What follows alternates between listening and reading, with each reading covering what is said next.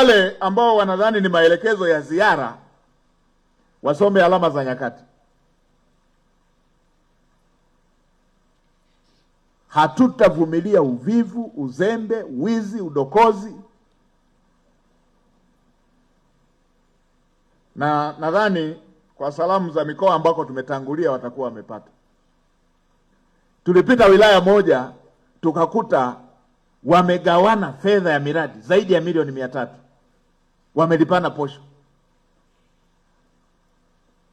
Nikamwambia waziri, hapa fyeka wote, wilaya hii ianze upya.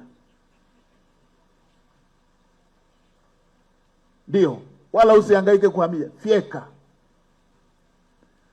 Nikapita wengine mkoa moja, waliposikia ziara, fedha ambazo walishalipana wakaanza kurudisha. Nikasema hata wakirudisha wakamatwe, wafikishwe kwenye mkono wa sheria. Hatuwezi tukawa tunaviziana hivyo kwamba wakituona tutarudisha, wasipotuona tumewapiga. Hiyo haipo. Ndio, na mimi niwaambieni, wala hatutaonea mtu. Na watumishi mnaofanya kazi nzuri, wala msiingie ubaridi. Tunatambua kazi yenu. Msipelekwe kwenye ushirika na wezi, ushirika na wavivu, ushirika na wazembe.